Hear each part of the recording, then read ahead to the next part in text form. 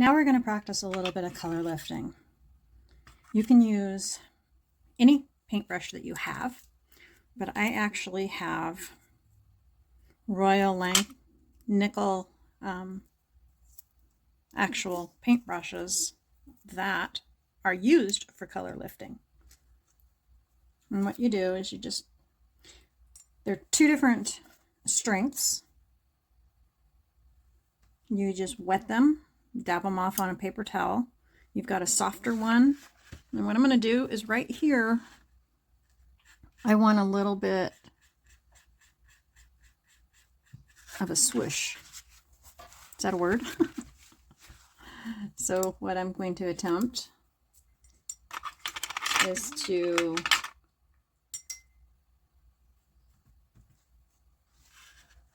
create a swish. And you just very gently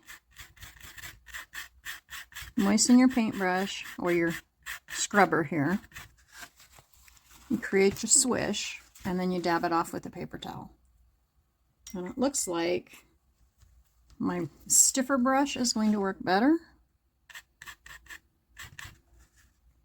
And before you do this on your painting, I suggest you check. If you're not using arches, check your paper. This can and will damage a lot of papers. So if you're not using arches, I recommend that you test on a test paper before you attempt it on your actual painting. But if you recall, I said I missed a light that I didn't have. This is how you bring it back.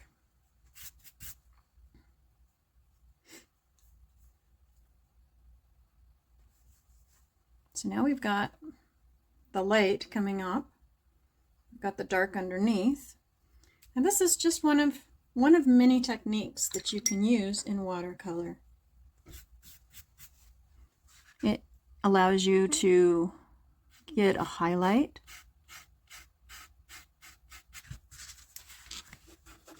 Color lifting is a very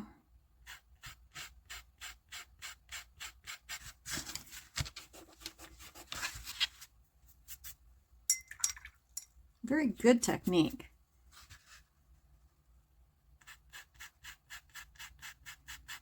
For being able to get those subtle highlights that go across your darker areas and just add a little more realism to your pieces where it crosses in front of your darker areas. So see how the lighter hair just like popped forward in front of that darker area.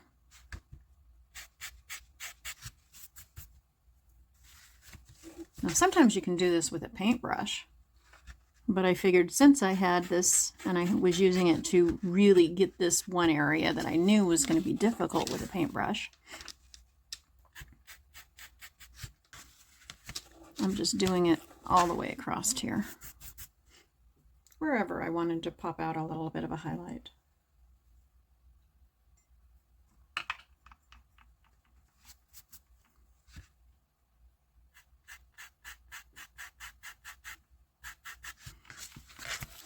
Now another thing that you can use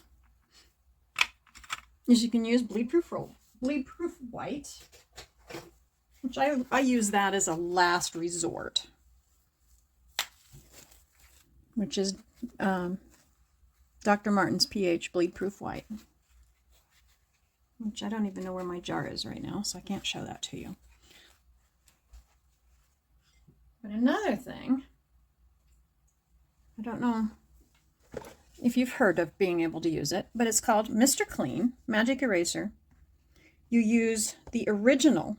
Don't use any of the other ones, just use the original. And you take a little tiny piece of it, like this.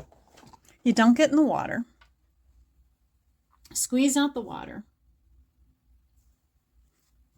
And then you can take this, and it will take off pretty much any paint you have put down.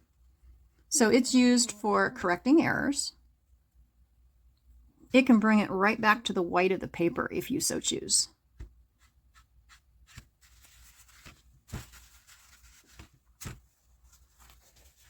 So see, just like that, I added a really big white highlight right there. Now, did I want to do that? Yeah, I did. And then I want another one right here.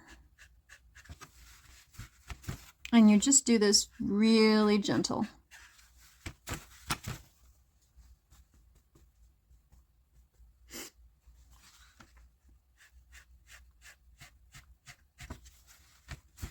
And I'm not taking it all the way to the white of the paper. That's my choice. But here, you take a piece of paper here. See this pink here?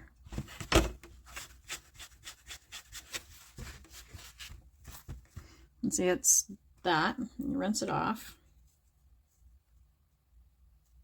Go to another clean area.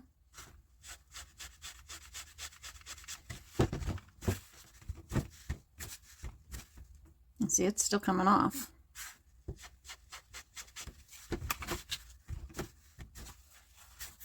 And you're all the way back to the white of the paper. Now, that's been on here for a long time. That is the magic, literally the magic of Mr. Clean Magic Eraser. But you only use it as kind of a last resort because it does damage your paper just a little bit. And again, if you're not using arches, I would suggest that you check on your paper before you use it on your painting. Okay, so we are done with this ear, and we'll move on to the rest of the dog.